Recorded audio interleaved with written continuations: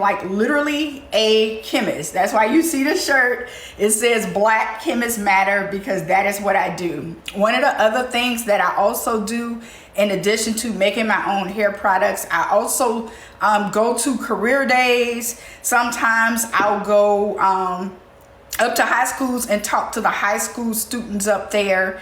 And, you know, I'll talk to them about how to get a degree in STEM, or, you know, how to get into forensic science, which is what I did for 10 years with the state police. So I have an actual background in chemistry. If you know anybody who is interested in forensic chemistry, if you know anybody who's interested in being a formulation chemist like myself, make sure you tag them on this live feed or share it with them so that way they can see it. I'm going to be going through some of the ingredients, and that way you guys can ask me questions about the products as I continue to make the products. This is what I use to infuse the oils for the grease. My product line is based along the lines of Ayurveda. For those of you who are not familiar with what Ayurvedic herbs is, Ayurvedic herbs are herbs like I'm sure you've already heard of what they are. You just didn't know that they had an actual name to them. So some of those names are aloe vera is an Ayurvedic herb. I'm sure you guys have all heard of aloe vera. Rosemary is an Ayurvedic herb. Hibiscus is an Ayurvedic herb. So the fennel seed is another Ayurvedic herb. So, and then some of the Ayurvedic herbs that you guys may not be familiar with, maybe things like fenugreek, or that's starting to gain popularity is fenugreek. So those are what's called Ayurvedic herbs, and they do have, like over in the East, like in India and China, people still drink those teas. So everything that I'm going to be putting in here, you could actually make tea out of it and drink it. This is why I started formulating my products, is because when I was watching my mom battle cancer, it made me start wondering why, you know, why was she getting sick? And so I started becoming a label reader, and I started paying more attention to what's going on our bodies.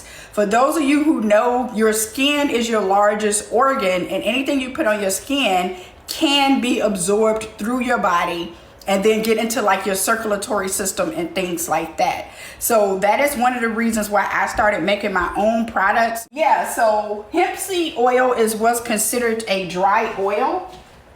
And they call it a dry oil because it's actually capable of penetrating the hair shaft. So that's one of the things that I like about my products. If you can see my hair, you can see that it's wavy. You can see that it's moisturized. It's very soft and it's not greasy. So even though the only thing I have in my hair right now is the hair grease. So this is the jar that you're going to be getting. This is the hair grease. It's a 6 ounce. It's a 6 ounce jar. This is what it looks like. And as far as the fragrance, I don't know if you guys are familiar with what neroli smells like, but it's a neroli peppermint smell to it. And the peppermint oil, when I tell you, baby, it is peppermint, okay? Like my scalp is tingling. It has a really nice cooling sensation to it right now. And now the next oil that I'm going to use as the base is Jamaican black castor oil. The next oil that I'm going to be putting in here is babasu oil. Another oil that I like to use is rice bran oil. Rice bran oil is probably one of the most slept on oils in hair care. But there is a protein in rice that when people start using the rice water, that's what causes their hair to strengthen. And that's why they see those really good results with their hair when they're using rice water. Where they also have rice bran oil to do things like that as well. The other oil that I'm going to be using, this one is jojoba. Jojoba oil is very similar to the natural oil that your body produces called sebum. So one of the first ingredients I'm going to be putting in here is amla. You guys can look up what amla does. Amla has been put up against minoxidil, and it's in conjunction with rosemary, and amla is some powerful stuff, okay? Another thing I'm going to be putting into the grease is onion. So if for those of you who are familiar with onion oil is another very powerful oil for the hair care industry. And the reason onion is so powerful in the hair care industry is because it's high in sulfur. That is why onion is so powerful in the hair care industry.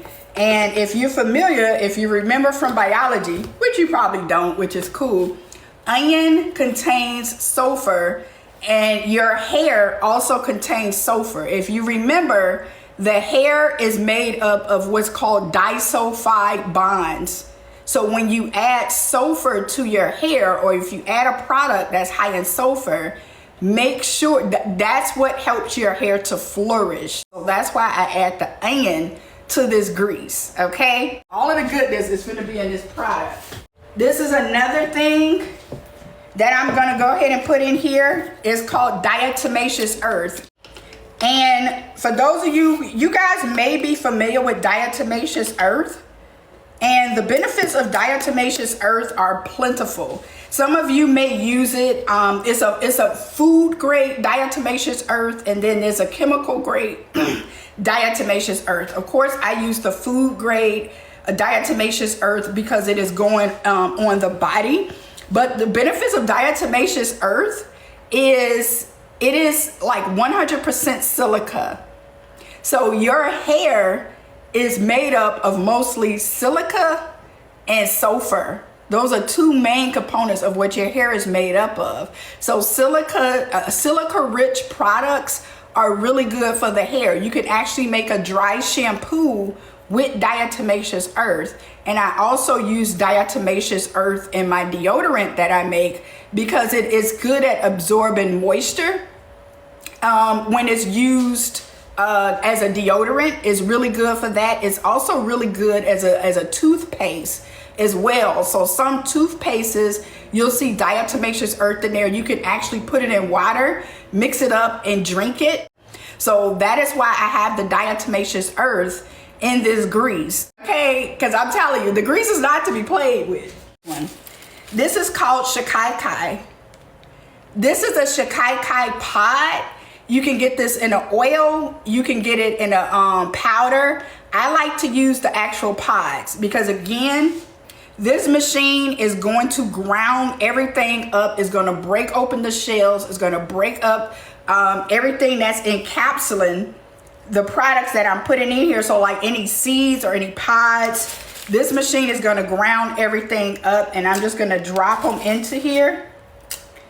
Because shikakai is another powerful Ayurvedic herb. So for starters, if you take this pod or a couple of these pods and soak it into water, it's going to produce a sud. And you can use this as a Ayurvedic herbal shampoo. And I just shampooed my hair with it right before I got on, and y'all can see your girl is popping, okay? I said your girl is popping with the hair. So this is called a soap nut, and you can make a shampoo out of it, or you can make an oil. The benefits of the shikakai is really beneficial for scalp health. It's kind of like putting fertilizer down on your scalp is what the shikakai does. So it's a natural cleanser. It's also naturally antibacterial and antifungal. So if you're having any type of scalp issues, this is the route you want to go. It's the shikakai. I don't know if you guys can hear the pods that's inside of it. Can you hear it shaking? Because when I'm making my videos regularly, keeping the dusties in check, y'all always talk about, they was like, oh my God, I love your hair. And so I was like, well, why don't I just set up a shop and tell y'all what I'm putting in it? Because I'm literally making it in my kitchen.